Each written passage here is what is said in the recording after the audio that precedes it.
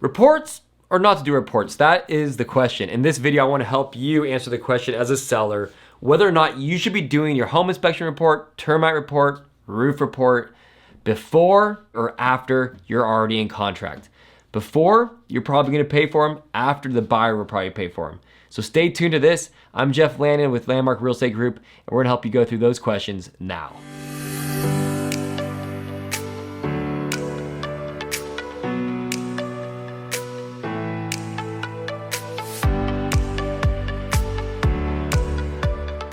Okay, so a lot of times we get this question. We're at a listing presentation and I say, hey, we should probably do some reports on your property.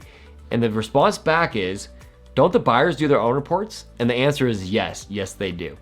The reason why we like to do reports ahead of time is to avoid a second negotiation in the middle of an escrow period.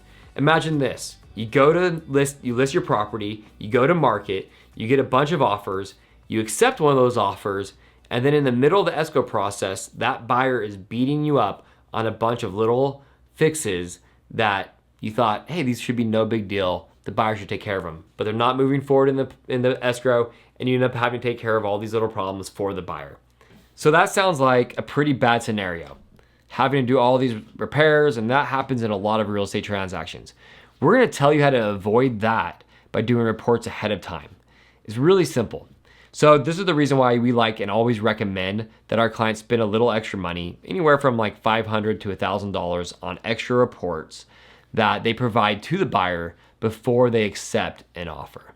So we have a home inspection report, typically a termite report. Home inspection goes through all the kind of mechanical of the house, goes through all the sinks, looks for leaks, looks at the roof, everything that the house kind of infrastructure needs to run and operate properly. Then the termite report looks at all the drywood rot, looks at maybe termite infestations or any funguses that might be present on the house. So those two reports cover most everything. Once in a while, in an older house, we might recommend that they do a sewer lateral inspection report as well, just to head that off. Other reports would include septic reports or well reports. These are things that can become really big problems in the middle of escrow. But if we do the reports ahead of time, sometimes it's good to address some of the problems that are found in those reports just because they might be more significant. Some of the smaller things you may choose not to, or maybe you just have a handyman come and do all the fixes. Where it becomes a real tool in negotiation with a buyer is when Mr. Buyer comes to the seller and says, hey, here's our offer, and we have all these reports.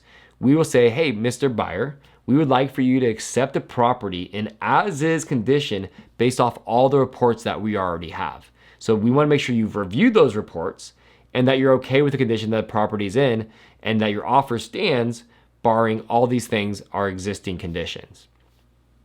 It's really, really helpful. What will happen sometimes is the buyer will say, well, no, I'm not okay with it. I'm concerned about, let's say, the termite, for example. I'm concerned about the termite. Would you be willing to fix that? Well, the seller can make an informed decision based off the other offers that he or she may have and this offer and say, well, we got this other offer that's saying that they're okay with the termite as is, and we decided that we want to go with that one. Or we say, hey, yeah, we're okay fixing that. It's not too bad and we want to take care of it for you. You're the highest price by a certain amount, so we're okay with that.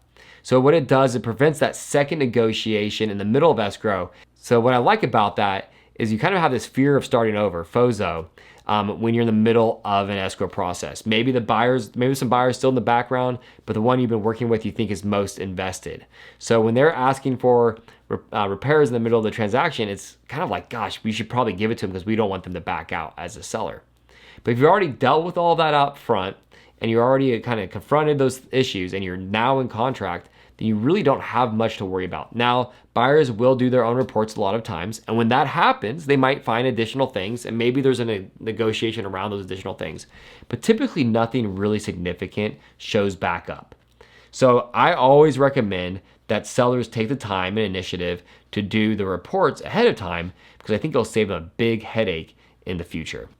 Hopefully that was helpful for all of you. Check us out. If you need anything, if we can help you in any way, reach out to us. We're always here to serve and help our clients. Appreciate you watching this video. Take care.